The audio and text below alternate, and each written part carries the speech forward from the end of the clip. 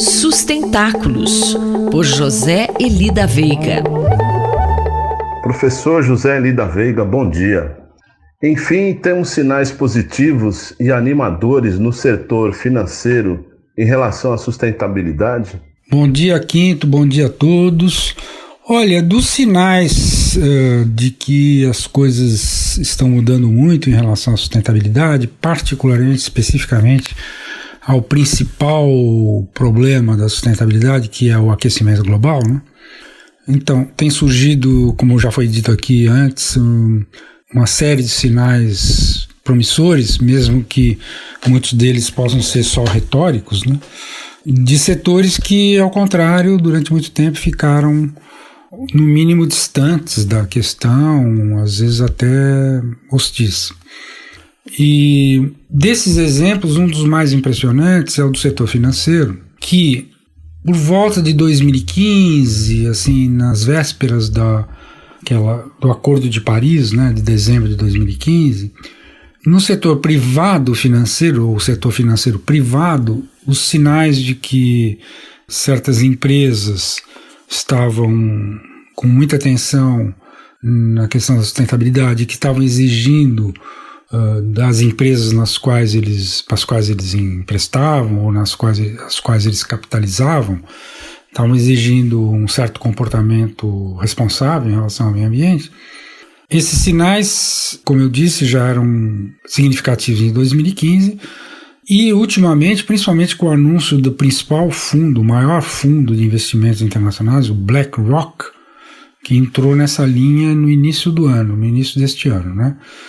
Mas, até agora, nós não tínhamos sinais semelhantes daquilo que a gente pode considerar ser o setor público do setor financeiro, ou o lado público do setor financeiro. Onde teve início essa mudança de pensamento? Então, algumas coisas começaram a acontecer naquela cimeira que o Macron convocou em final de 2017, que era, de certa forma, uma maneira de responder ao Trump, né, porque o Trump tinha ameaçado sair do Acordo de Paris e tal. Então ele reuniu e fez uma grande cúpula, né, já foi chamado assim de cúpula, em Paris, que ficou com o nome de One Planet. E nessa ocasião, 8 bancos centrais criaram uma rede, que tem um nome, inclusive, bem significativo, assim, Rede para o Esverdeamento do Setor Financeiro. E essa rede hoje está, isso é uma grande surpresa, com 69 bancos centrais associados. Tem também uma lista de 13 observadores, entre os quais o FMI, o Banco Mundial, o Banco Internacional de Compensações e vários bancos regionais. Então, vamos dizer, é uma organização que hoje tem quase 80 entidades desse tipo e que estão procurando uma maneira de fazer com que o setor financeiro, finalmente, né, 30 anos depois do primeiro relatório do IPCC, se ligue na questão do clima, né? Então, o setor financeiro no clima, vamos dizer assim. E é interessante porque, lendo os materiais que eles disponibilizaram, o que se nota ainda é uma atitude principalmente, vamos dizer, prudencial, né? De um certo receio de que esse seja mais um dos riscos que o sistema financeiro... Então não é ainda uma coisa muito proativa. Mas nas próximas colunas nós vamos dar alguns dados sobre sinais também desse tipo.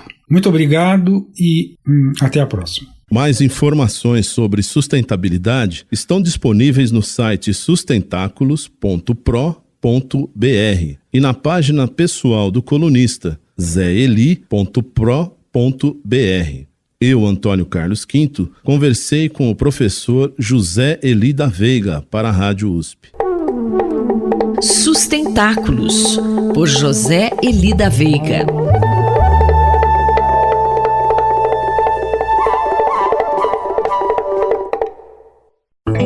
Cidade para Todos, por Raquel Ronick. Professora Raquel Ronick, na coluna de hoje, o assunto é sobre o professor aposentado das Ciências Políticas da FEFELESH, professor Lúcio Kovarik, que faleceu aos 82 anos. Professora, como chega essa notícia no mundo acadêmico e para todos nós em geral? Bom dia. Bom dia, Sandra. Bom dia, ouvintes da Rádio USP. Hoje é um dia de tristeza, é um dia de luto, mas é um dia também para relembrar Lúcio Kovarík, um professor da ciência política da Faculdade de Filosofia, Ciências e Letras da USP, mas que teve uma influência muito além do campo da própria ciência política brasileira, um professor cuja obra ultrapassou as fronteiras do Brasil, teve uma enorme importância na América Latina e uma circulação internacional, pautando, eu diria, até quase que constituindo um campo de estudos urbanos no Brasil e na América Latina muito novo e muito inovador. O trabalho dele, o primeiro trabalho importante dele, é um capítulo do livro São Paulo, Crescimento e Pobreza, escrito na década de 70 por um coletivo de pesquisadores do SEBRAP, financiado pela Arquidiocese de São Paulo, que denuncia pela primeira vez condições precaríssimas de vida e de moradia dos trabalhadores nas periferias. Ele escreve um artigo ali que se chama A Lógica da Desordem. E a lógica da desordem vai ser um fio condutor da obra dele, mostrando que a situação caótica de uma parte da cidade, na verdade, nada tem de caótica. Ela obedece uma lógica que tem a ver com um sistema econômico que superexplora os trabalhadores, a força de trabalho, e com um sistema político, a gente estava em plena ditadura, que oprime as vozes desses mesmos trabalhadores. E esse mesmo pensamento vai se consolidar de uma forma, então, mais clara e mais intensa no livro Espoliação Urbana, que é um livro de 1979. Sandra. Professora, qual a importância dessa obra Espoliação Urbana para além dos próprios estudos? Lúcio Kovarík, responsável pela formação de uma geração de pesquisadores, mas também é responsável por uma geração de pesquisadores, ativistas e gestores que, a partir da ideia da espoliação urbana, também vão constituir uma agenda de lutas em direção à transformação da cidade, que hoje a gente poderia denominar de direito à cidade. Então é muito interessante como ali no final dos anos 70, no início dos anos 80, movimentos sociais que estavam emergindo, demandando uma melhor qualidade de vida, a urbanização dos seus espaços, o acesso a serviços públicos de qualidade, como transporte para todos, moradia, movimentos de saúde, se articularam a pesquisadores e acadêmicos, mas também a gestores públicos, no sentido de começar a pensar políticas públicas que pudessem responder a essa agenda. É nesse âmbito, por exemplo, que aparece a ideia de inversão de prioridades nas políticas urbanas e muitas outras teses. Lúcio Kovarík representa essa geração aonde a universidade ultrapassa seus muros, aonde os pesquisadores dialogam com os movimentos da sociedade na direção da sua melhoria e onde tudo isso, de certa maneira, repercute também nas políticas públicas. Muitas saudades do Lúcio Kovarík, muita tristeza na sua morte, na sua perda, mas também muita alegria por ter compartilhado com ele e por ele ter nos deixado um legado tão importante. Eu sou Sandra Capomatto e você ouviu a professora Raquel Ronick, da Faculdade de Arquitetura e Urbanismo da Universidade de São Paulo.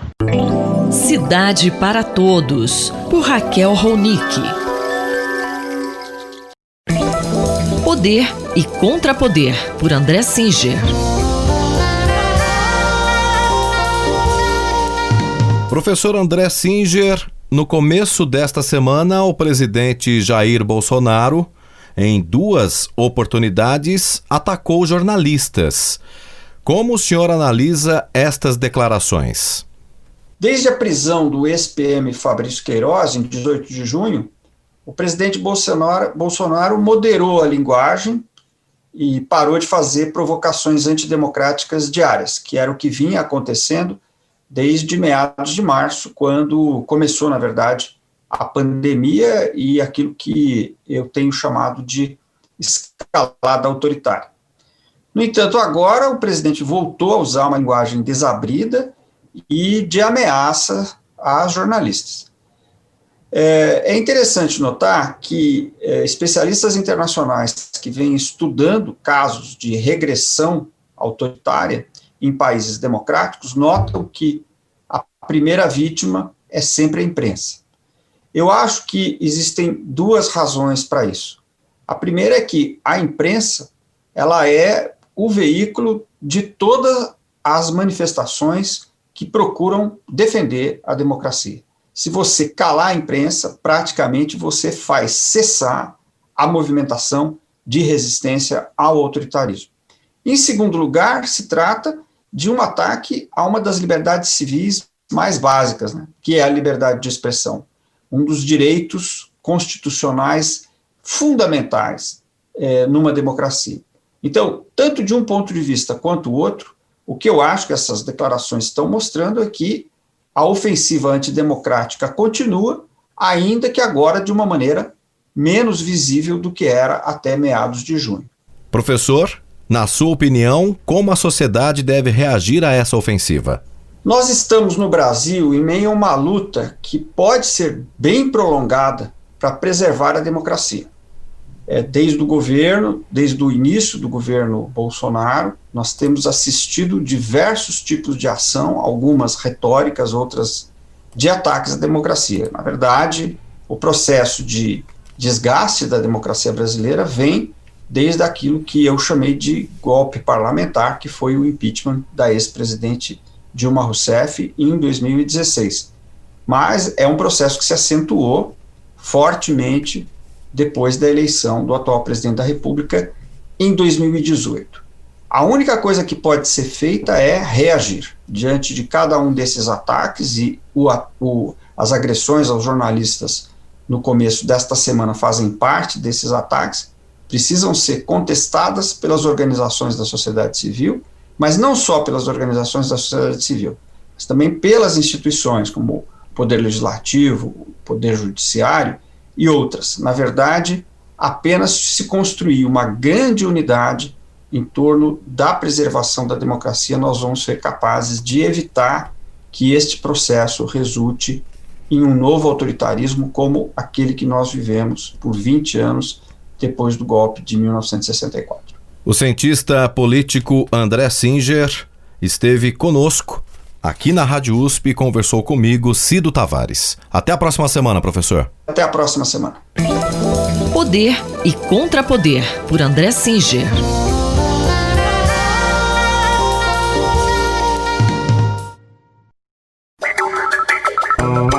Espaço em Obra, por Guilherme Wisnik.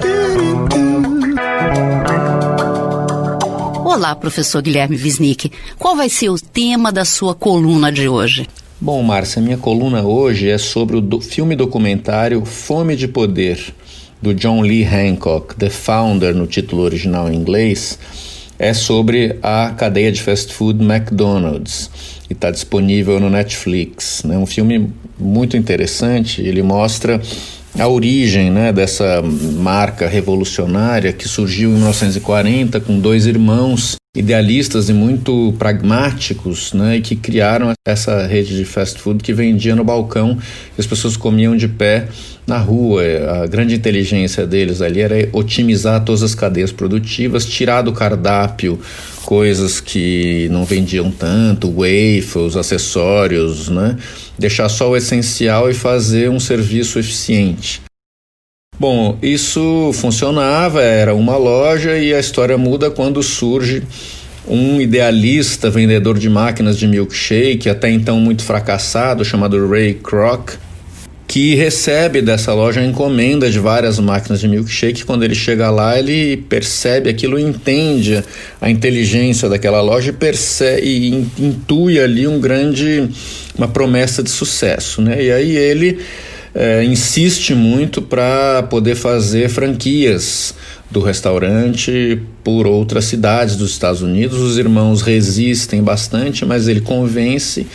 Então o trabalho do Ray Kroc é expandir o McDonald's pelo país. E aí, enfim, tem toda uma história, ele faz isso de maneira muito inescrupulosa, ele termina pegando para ele quase que todos os direitos, enfim. Mas o meu comentário hoje aqui não é para entrar nesses méritos, e sim para dizer que a grande sacada desse cara, na verdade, amparado por outros profissionais, foi perceber que a lucratividade de uma marca como o McDonald's, a grande lucratividade viria não exatamente da venda de comida, mas da sua associação com o mercado imobiliário. Isso é, enquanto ele gerenciava as franquias e já com grande sucesso, expansão muito rápida das lojas pelo país, ele mesmo não conseguia quase sobreviver, a casa hipotecada, vivia uma situação periclitante. Quando ele entende que ele pode, ao gerenciar essas franquias, de operar no mercado imobiliário, isso é, comprar os terrenos e obrigar que os donos das lojas franqueadas aluguem esses terrenos dele, aí é o pulo do gato, né? Aí é que ele faz a grande jogada, realmente. Aí é que o capitalismo dá o salto. E no fundo, então, o que o filme mostra é que o McDonald's é, acima de tudo, uma grande empresa imobiliária, né? Com mais de 40 bilhões de dólares em imóveis pelo mundo. Então, isso dá uma perspectiva muito diferente, né, para essa história toda. E isso se liga com o que ele intui vendo na primeira loja dos irmãos, que tinham ali uma grande habilidade de negócios, de marketing, com pouca ambição comercial, né? Mas eles, no idealismo deles, eles desenharam possíveis lojas do McDonald's com aquele M estilizado como se fosse um monumento, um marco, um portal amarelo, né? Meio numa arquitetura do tipo Jetsons ou Aero-Saarinen, assim. E o Kroc fala, né, as cidades americanas, elas têm todas igrejas e bandeiras nacionais, né, e agora o arco dourado do McDonald's pode ser o novo símbolo, né, que de alguma maneira fundiria igreja e nacionalismo diante do consumo de grande escala. Só que esse consumo está amparado no mercado imobiliário, na exploração desse mercado, né, fazendo disso um negócio altamente rentável. Então eu recomendo esse filme e um raciocínio nessas bases, cuja base no fundo é urbana e imobiliária. Este foi o professor Guilherme Wisnik que conversou comigo, Márcia Vanza. Espaço em Obra, por Guilherme Wisnik.